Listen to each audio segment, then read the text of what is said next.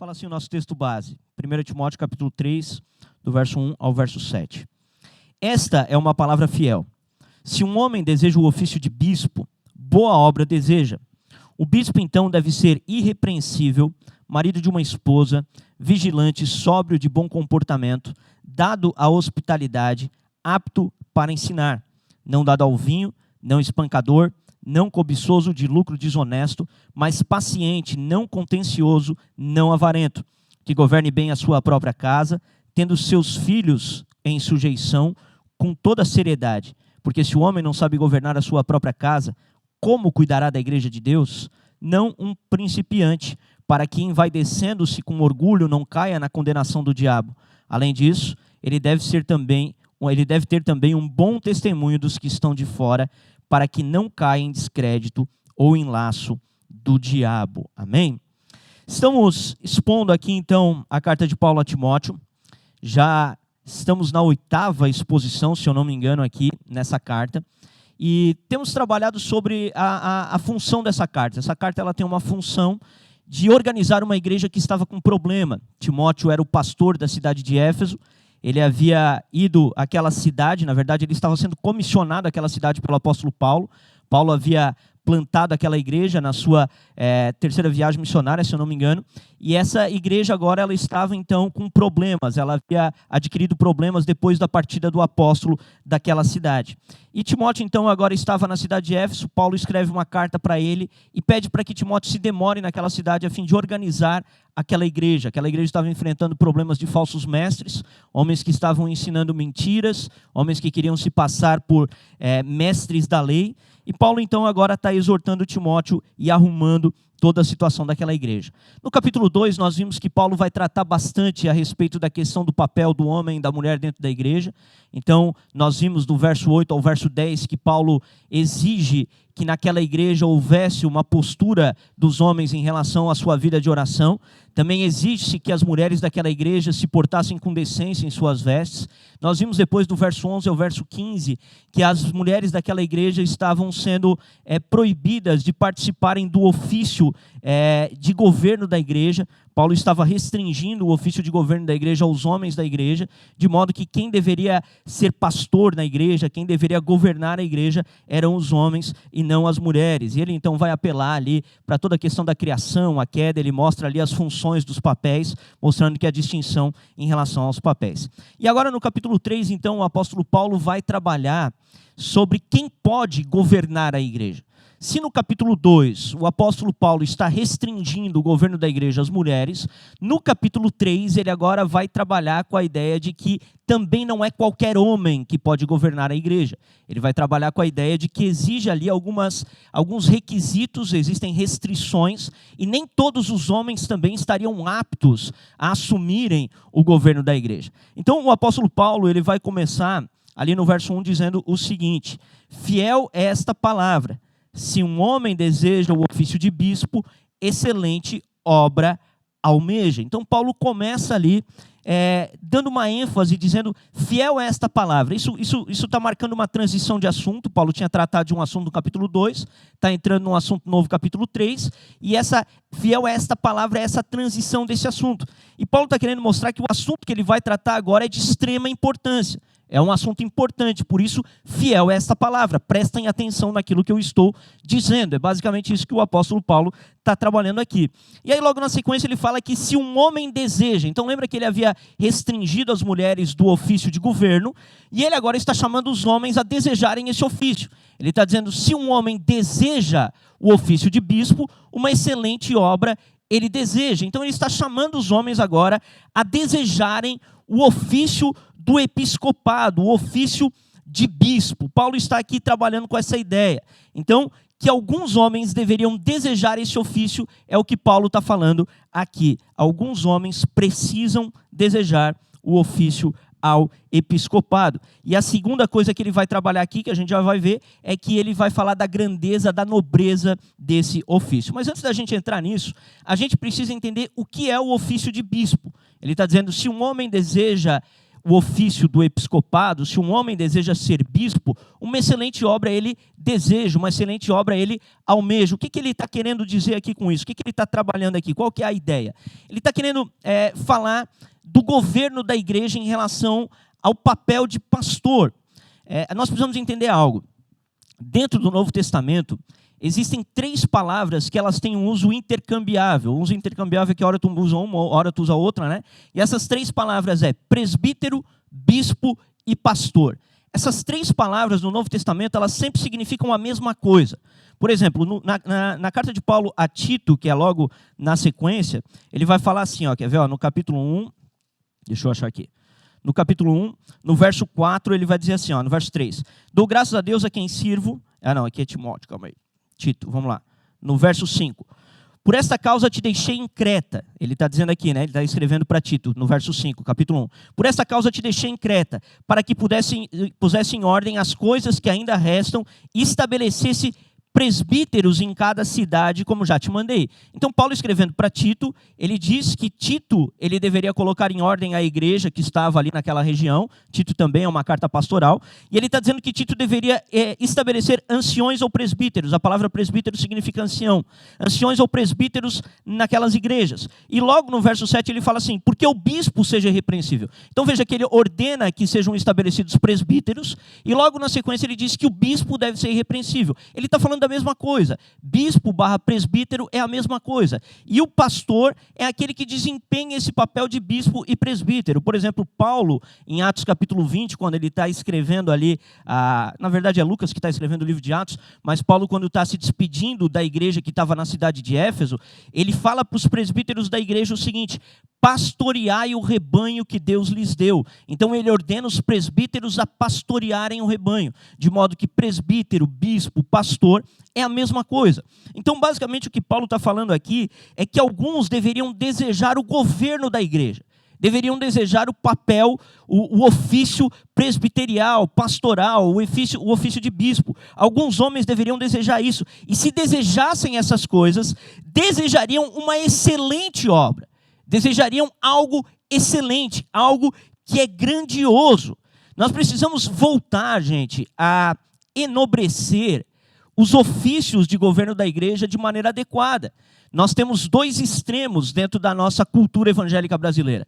Nós temos o extremo de alguns homens que são dominadores do rebanho e que exigem uma honra infinita. Você precisa honrá-lo e obedecê-lo sem nenhum tipo de limite. Isso é um absurdo, isso é um erro. Mas um erro contrário é você dizer que o bispo ou o presbítero não é uma função nobre e que você não deve a ele nenhum tipo de prestação de conta, ou que ele não carrega um título para governar a igreja. Isso é um outro erro. Isso é um outro extremo que existe. Então, o apóstolo Paulo aqui está dizendo que se alguém deseja o episcopado, excelente obra almeja. Calvino, no seu comentário, ele escreve assim, portanto, ele afirma que essa não é uma obra comum, que qualquer pessoa ousasse empreender. Ao usar a palavra excelente, ele usa o termo grego aqui, para descrevê-la, não tenho dúvida de que ele está fazendo alusão ao antigo provérbio recorrente citado por Platão, significando o que as coisas que são excelentes são igualmente árduas e difíceis. E assim ele conecta a dificuldade com a excelência. Ou melhor, argumenta que o ofício de bispo não pertence a todo e qualquer homem, visto ser o mesmo algo valiosíssimo. Então, Calvino aqui, citando o que Paulo está dizendo, ele está dizendo que quem deseja esse ofício, deseja uma coisa extremamente nobre. Ele diz que Paulo aqui está reverberando um provérbio de Platão, que dizia que as coisas mais excelentes são árduas, são penosas, elas são difíceis. E nós precisamos voltar em nossa geração a desejar as coisas excelentes, gente. Nós vivemos numa geração de extrema futilidade. A gente vive num tempo em que as grandes virtudes elas são desprezadas.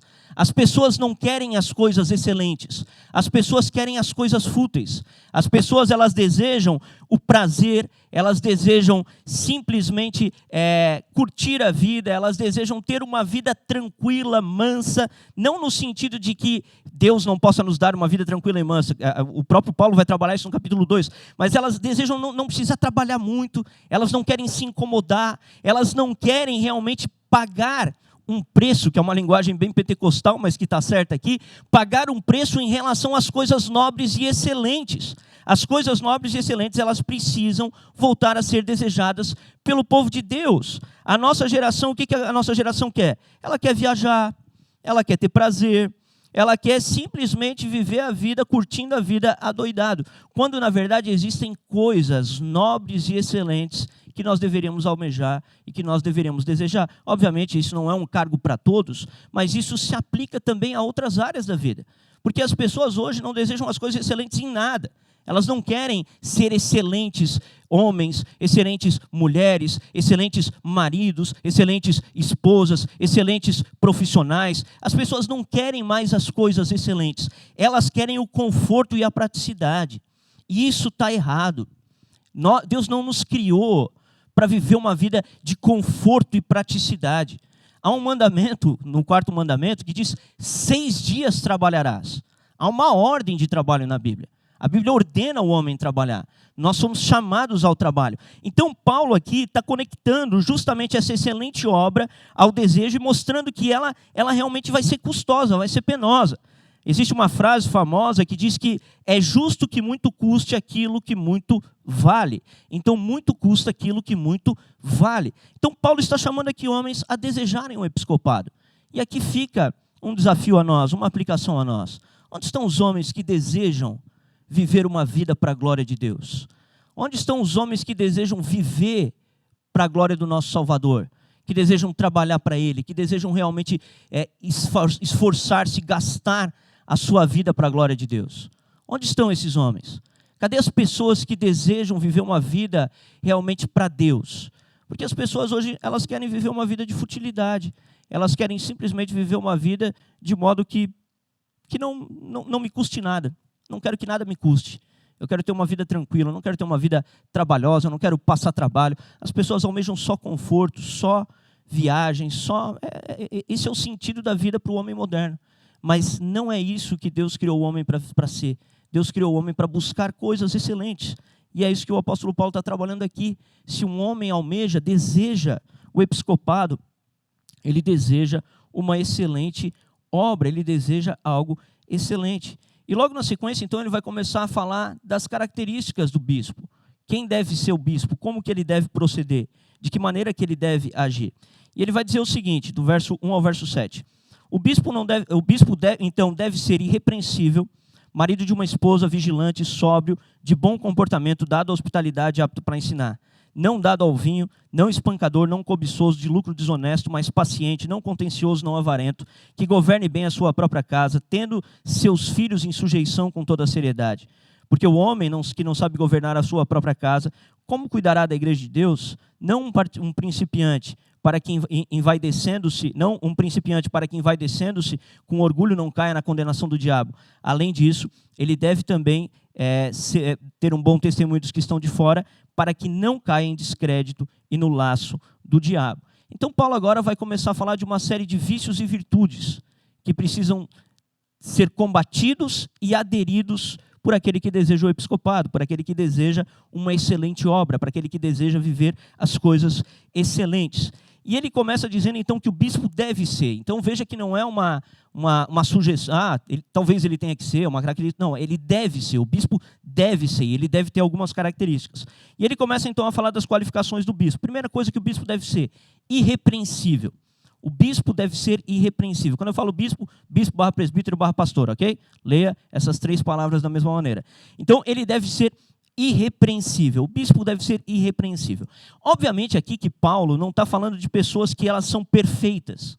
A Bíblia não está falando aqui, Paulo não está trabalhando aqui com a ideia de uma pessoa que não peca, porque isso é impossível. João diz que se alguém diz que não tem pecado, esse é mentiroso, né? E a verdade de Deus então não está nele. Todos os homens são suscetíveis a falhas e quedas, todos os homens pecam, todos os homens erram. Porém, o bispo, aquele que vai assumir o governo da igreja, esse precisa ter uma conduta diferente no sentido de não ter pecados grotescos. Esse homem não pode ser uma pessoa de mau testemunho. Não pode ser uma pessoa com um testemunho que as pessoas olham e já sabem, falando, o cara fez isso, o cara fez aquilo, o cara fez o outro. A pessoa ela tem que ter uma característica de irrepreensibilidade. As pessoas elas têm que olhar para ele e elas não podem ver nele uma pessoa com pecados gravíssimos, porque isso seria contrário à ideia do ofício de governo. E uma outra questão importante da gente entender é que quando Paulo trata da questão da irrepreensibilidade, que ele está falando da pessoa ser irrepreensível, ele está falando aqui da ideia de você saber se autoanalisar, gente. Isso é uma coisa muito importante, tá? Porque isso aqui é uma virtude exigida do bispo, mas deveria ser a prática dos cristãos na normalidade, amém? Todo cristão deveria viver uma vida irrepreensível, todo cristão deveria almejar viver uma vida irrepreensível. Então, o bispo é para ser um modelo para o rebanho, é isso que Pedro vai falar em 1 Pedro capítulo 5. Ele é um modelo para o rebanho, para que o rebanho imite o bispo e para que o rebanho então tenha a mesma conduta que ele vê o bispo realizar. Então, para que nós sejamos irrepreensíveis, gente, nós precisamos começar a nos autoanalisar. Abre comigo 1 Coríntios capítulo 11, verso 31 e 32.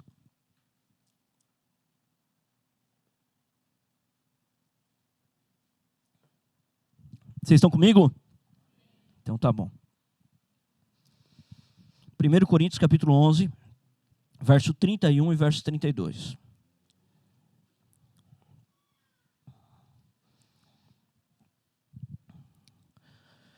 Olha só, o apóstolo Paulo aqui está tratando sobre o assunto da ceia, tá? O assunto aqui é a ceia do Senhor. E ele está dizendo que as pessoas deveriam se avaliar antes de cear, né?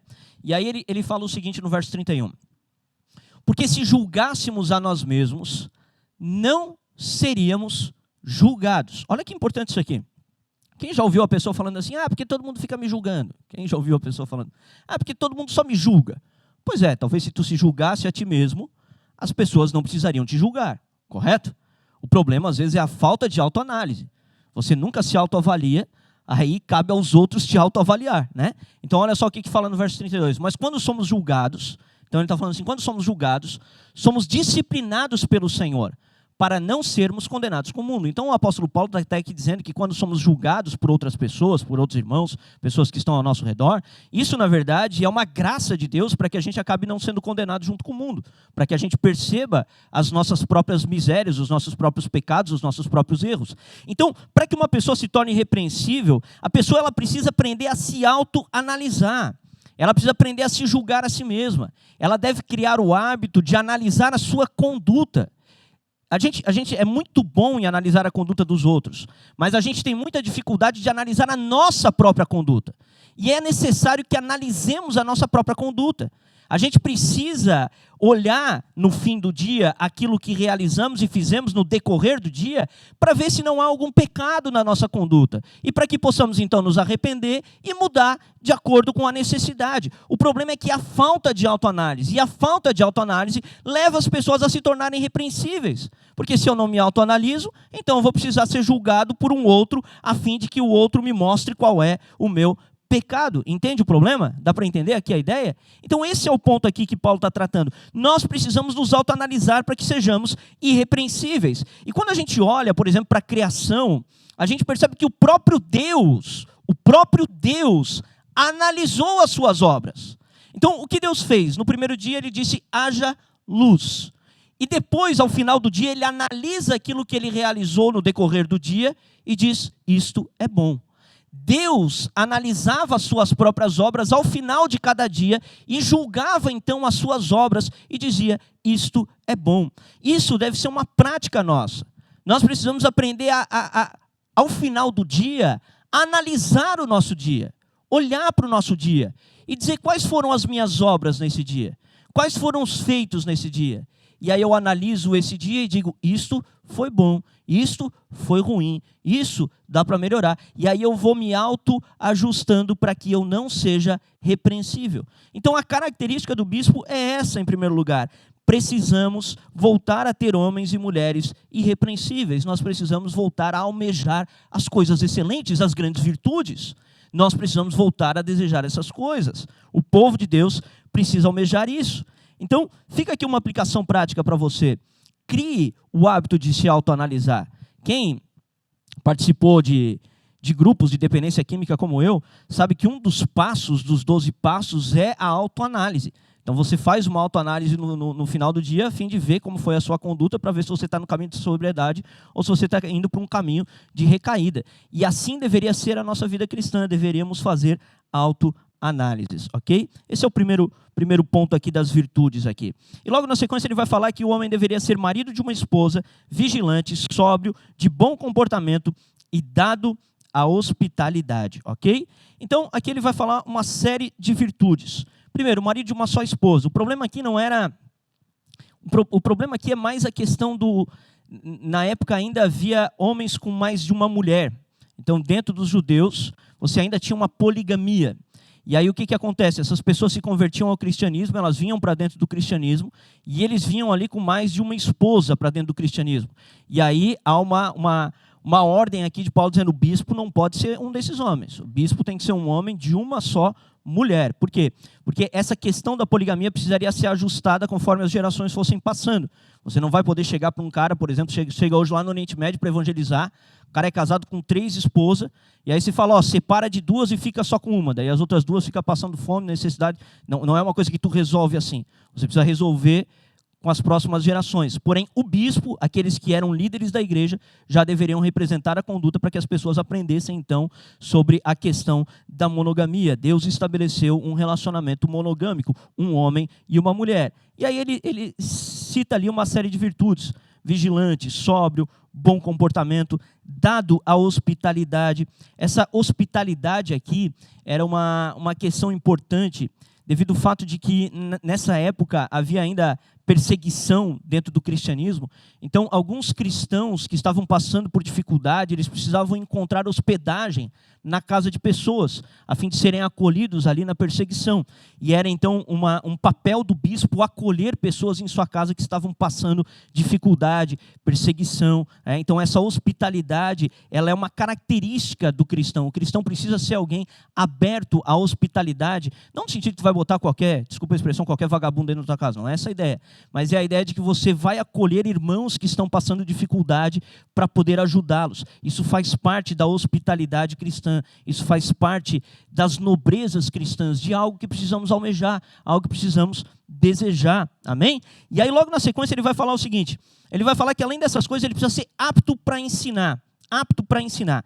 E aqui é muito importante, porque aqui é a única característica que é pedida do bispo, que não é uma virtude moral. Aqui é uma questão de uma habilidade. Paulo está pedindo uma habilidade para o bispo. O bispo tem que ser bom em ensinar, ele tem que ter capacidade de ensinar. E aqui, gente, daria um culto à parte. Eu vou só entrar aqui em algumas questões. O bispo, ele não pode ser apenas uma pessoa que tem muito conhecimento, mas ele tem que ter ele tem que ter capacidade de transmitir o conhecimento que ele tem. Ele tem que ter capacidade de ensinar os indoutos, aqueles que não tiveram tanto estudo. Ele tem que ter capacidade de falar a língua do povo. Ele tem que ter capacidade de comunicar a verdade que ele conhece. Ele tem que ter essa característica, ele tem que ter essa virtude, né? essa aptidão para ensinar. E uma outra coisa muito importante aqui é que essa habilidade aqui é requerida, e ela é a única habilidade que é requerida, na verdade. Veja que Paulo não está pedindo aqui que o bispo seja um homem carismático. Paulo não está pedindo que o bispo seja um cara cheio da unção. Paulo não está pedindo que o bispo seja um cara... Não, ele está pedindo que o bispo seja apto a ensinar. Por quê? Porque aqui está o principal papel de um pastor. O principal papel de um pastor é ensinar uma congregação. Esse é o principal papel de um pastor. O principal papel de um pastor não é ser um pai. O principal papel de um pastor, pai, quando eu digo espiritual, né? Pai do filho, o cara tem que ser, né? Mas o principal papel de um pastor não é ser um pai, não é ser um cara queridão, não é ser... O principal papel de um pastor é saber ensinar, porque isso reflete o ofício pastoral. Queridos, o cristianismo não é uma religião para você viver isolado. O cristianismo não é uma religião que você pode viver na sua casa, sozinho. Não. No cristianismo, a Bíblia fala que Deus deu para a igreja mestres, homens que foram capacitados por Deus para ensinar o rebanho. E você precisa participar da congregação a fim de absorver e aprender aquilo que o cristianismo ensina. Veja que o cristianismo é uma religião que necessita de ensino. A reforma protestante, quando ela popularizou a Bíblia através das traduções, ela nunca teve a ideia de fazer você se isolar na sua casa e ler a sua Bíblia sozinho. Nunca foi essa a ideia da reforma protestante. Existe uma diferença daquilo que nós chamamos de sola escritura, que é um lema da reforma, somente a escritura, para nuda escritura, que é a ideia de que é só a Bíblia. Não, na Reforma Protestante você valorizava a tradição, valorizava os ensinos que vinham das outras gerações. Por quê? Porque sempre se entendeu que o cristianismo é uma religião que precisa ser ensinada. Na verdade, a própria grande comissão fala isso. Olha só, Mateus 28, do 18 ao 20. E Jesus veio e falou dizendo: foi-me dado todo o poder no céu e na terra. Portanto, ide e ensinai as nações. Então, existe uma ordem para que aqueles que vão pregar o evangelho ensinem o evangelho. Então, isso é o principal papel de um pastor: ensinar uma igreja. O pastor precisa ser apto a ensinar, gente. E aqui a gente precisa trazer algumas aplicações, né? A igreja precisa voltar a entender qual é a principal função de um pastor. Porque a principal função de um pastor é ser um docente. Essa é a principal função de um pastor. E as pessoas hoje, elas se impressionam com um monte de gente que é eloquente, carismático, o cara fala bem, o cara é bonitinho, o cara se veste. E as pessoas, elas vão se impressionando e achando que aquilo é o ofício pastoral. Aquilo não é o ofício pastoral. Ser um pastor não é ser um administrador, não é ser um bom gestor. Ser um pastor é ser um homem com virtudes, que o apóstolo Paulo está colocando aqui, e alguém que saiba ensinar a igreja. Isso é que é ser um pastor. Então, eu peguei aqui uma citação de um livro, do Stephen Perks, que o nome do livro é O Problema do Orador Talentoso. Eu li esse livro, ele é muito bom. Ele fala assim: um dos graves problemas enfrentados pela igreja do mundo ocidental hoje é a causada pelo ministério dos ditos oradores talentosos e pela consequente idolatria que a igreja lhes devota. Pode-se afirmar, de modo mais simples possível, que é problema de priorizar a personalidade, carisma, perfil, popularidade, domínio de palco, capacidade de oratória e ser divertido, em detrimento da substância da mensagem apresentada. É, em síntese, o triunfo do estilo sobre a matéria, cuja consequência tem sido a criação de uma geração intelectualmente débil e teologicamente subnutrida de superagitados frequentadores de igreja, com cultos cheios de entretenimento piegas e vazios, fantasiados de edificação espiritual. Então, isso aqui é o cenário da igreja ocidental brasileira. A principal função de um pastor é ser um docente. Ele precisa ser apto a ensinar. Ele tem que ter virtudes morais, mas ele tem que ter apto a ensinar. Uma outra curiosidade é que quando a gente teve a Reforma Protestante, você teve toda uma mudança na liturgia dos cultos, né? E uma das coisas que foram aderidas na Reforma Protestante era uma toga. Os pastores usavam uma toga. Eu estou hoje com uma camisa aqui que teve gente que diz que é de padre, né? Os pastores usavam uma toga. Essa toga era chamada de toga genebrina. E eles usavam essa toga a fim de se diferenciar dos padres. Por quê? Porque os padres usavam uma estola sacerdotal. Então, o padre, ele carregava a ideia de ser um sacerdote, um mediador. O padre, ele era um mediador entre Deus e os homens. Ele era um sacerdote, ele fazia esse papel. E na Reforma Protestante, eles deram a toga para os pastores, porque a toga era uma veste que era utilizada nas universidades. Então, a ideia era mostrar que o pastor era um professor. Essa era a ideia da vestimenta, da toga genebrina utilizada na época da Reforma Protestante. Então, as pessoas, elas precisam voltar a enxergar o que é a principal tarefa de um pastor.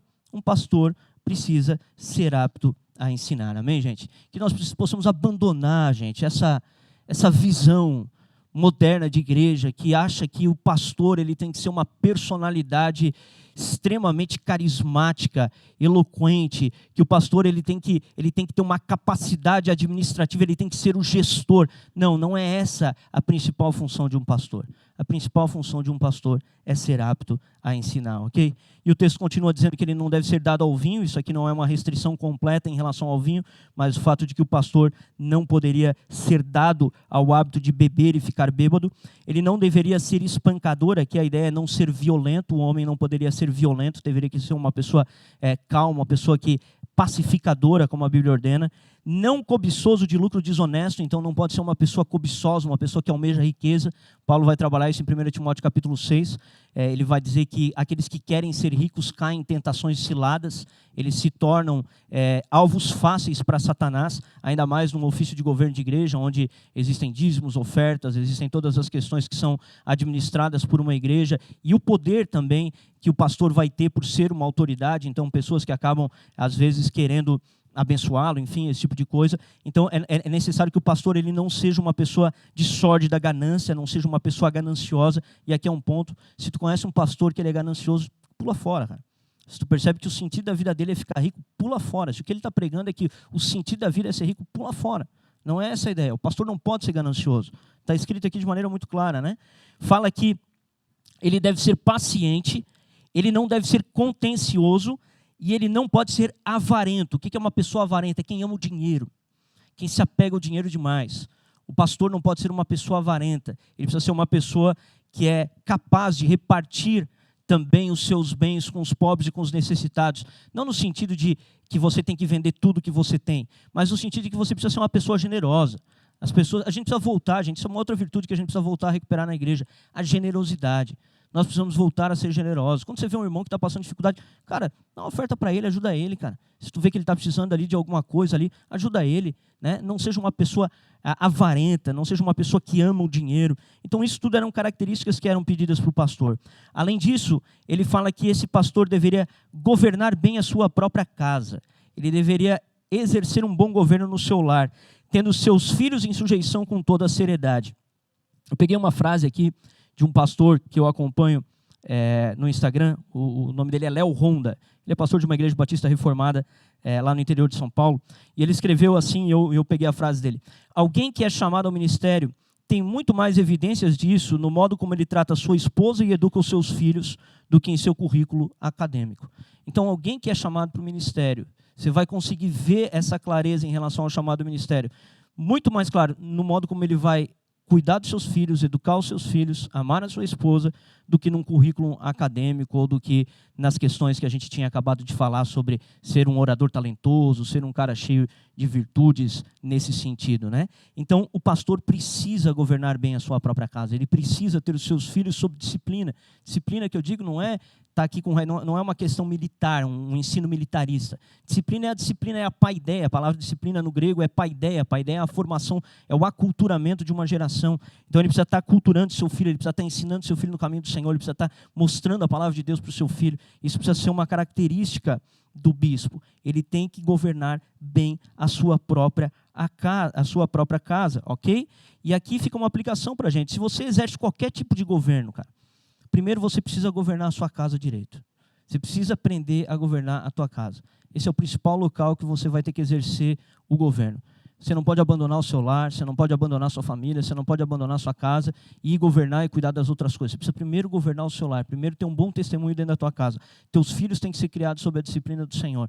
E aí você vai estar apto também a receber mais autoridade em outras áreas da vida para que você possa exercer outros tipos de governo. Até aqui fica uma aplicação para a gente também. A gente está em ano de eleição, um monte de gente pedindo voto que não cuida nem da família, uma patifaria do caramba. Então a gente precisa aprender a realmente governar bem os nossos lares, ok? E aí ele continua no 6 dizendo, eu botei aqui 6, né?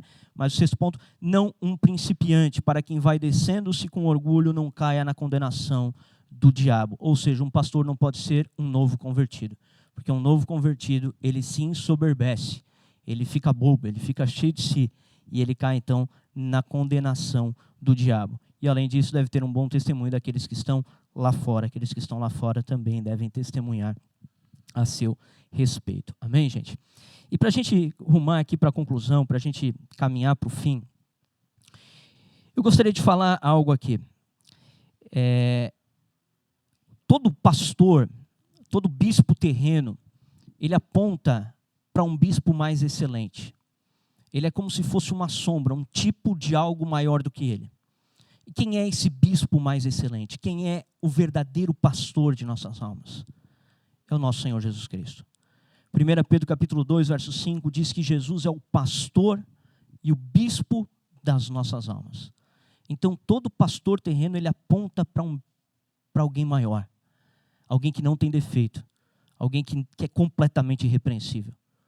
Alguém que viveu uma vida sem nenhum pecado. Todo pastor terreno, ele precisa apontar para esse homem. Esse homem precisa ser exaltado na vida de um pastor terreno. Cristo é o verdadeiro pastor. Cristo é o sumo pastor. Cristo é o pastor das ovelhas. Cristo é o bom pastor que deu a sua vida para o resgate de muitos. Jesus Cristo é o modelo perfeito de episcopado e de pastoreio. 1 Pedro 5, abre comigo 1 Pedro 5, do verso 1 ao 4.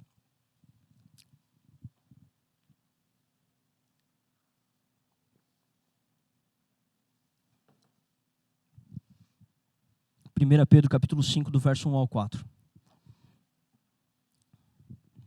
Esse eu preciso que abra ali, tá? Que eu não estou com ele aqui aberto, se bem que eu posso abrir aqui na Bíblia também, mas consegui.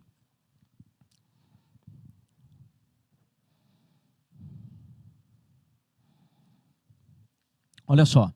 Aos anciões que estão entre vós, lembra que anciões é presbíteros, tá? Aos anciões que estão entre vós, eu exorto, e sou também ancião, sou também presbítero, aqui é Pedro falando, né? Sou também presbítero com eles, e testemunha dos sofrimentos de Cristo, e participante da glória que se há de ser revelada. Alimentai, aqui é uma ordem aos presbíteros, alimentai o rebanho de Deus que está entre vós, assumindo o cuidado dele, não por força, mas voluntariamente, não por ganância de lucro, mas com o espírito pronto, nem como senhores sobre a herança de Deus, mas como exemplos para o rebanho. Então aqui Paulo está escrevendo a respeito dos pastores, dos presbíteros. Governem sem serem dominadores e governem por meio do exemplo. Aí no verso 4 ele fala assim: e quando o sumo pastor aparecer, recebereis a coroa da glória incorruptível. Existe um sumo pastor, amém? Existe alguém que há mais de 2000 anos atrás veio para apacentar as ovelhas de Deus. Ele entregou a sua vida por amor dos homens. Ele morreu pelos pecados dele. E ele abriu o caminho da vida eterna. Ele não apenas abriu o caminho, mas ele comunicou a vida eterna eficazmente aos homens. Então Jesus é o bispo perfeito. Aprenda a olhar para Jesus Cristo. Você vai precisar ter bispos terrenos, pastores terrenos, mas saiba que há um sumo pastor, há alguém muito mais excelente do que qualquer pastor terreno possa ser. Há alguém muito maior, alguém que está contigo em todo lugar. Teu pastor não vai conseguir saber tudo que tu está vivendo, ele não vai conseguir saber tudo que tu está passando. Teu pastor não é onisciente, teu pastor não é onipresente, teu pastor não tem virtudes que Cristo tem, mas o sumo pastor tem, e ele pode olhar para você. A Bíblia fala, nós lemos aqui no Salmo 33, que nós lemos hoje, que os olhos do Senhor estão sobre aqueles que o temem. Os olhos do Senhor estão sobre aqueles que o temem. Então, quando você sair daqui, se for para viver a tua vida durante a semana, saiba que se você é alguém que teme a Deus, os olhos do Senhor estão sobre você. O bom pastor é aquele que te apacenta. Amém? E gostaria de trazer algumas aplicações finais para a gente encerrar. Primeiro, talvez bispos ou pastores ou presbíteros tenham pastoreado muito mal a sua vida. Talvez você não tenha tido bons bispos, bons pastores, bons presbíteros. Mas eu quero convidar você a deixar o Supremo Pastor sarar a tua alma. Eu quero convidar você a não deixar essa tua experiência ruim fazer com que você não se abra para viver as verdades do Evangelho. Seja sarado na sua alma. Se esse é o caso, se você foi apacentado, pastoreado de maneira indevida, se pessoas abusaram de você, se pessoas elas te extorquiram, se pessoas elas trataram você de maneira indevida, com o ofício do episcopado, com o nome de pastor, existe um supremo pastor que quer sarar a tua alma, cara. Não deixe essa experiência te travar, não deixe essa experiência te impedir de viver uma vida de igreja local. Não deixe essa tua experiência te impedir de caminhar com a igreja local, de congregar de maneira firme, de participar de cultos, de buscar o conselho de pastores, de bispos, de presbíteros. Não deixe essa tua experiência ruim te ferir a ponto de você se fechar e fechar a tua alma. O Supremo Pastor quer sarar a tua alma. Amém? Segunda coisa, se você é alguém que aspira a coisas excelentes, busque virtudes excelentes. Se você quer ser um grande homem, se você quer alcançar coisas excelentes, busque virtudes excelentes. Busque ser alguém conforme a Bíblia determina. Busque ser um homem irrepreensível, busque ser um homem que governa bem o seu próprio lar, busque aprender a palavra de Deus de maneira profunda, busque as coisas excelentes, porque se você quer ser alguém excelente, você precisa buscar as coisas excelentes. Essa é a segunda aplicação.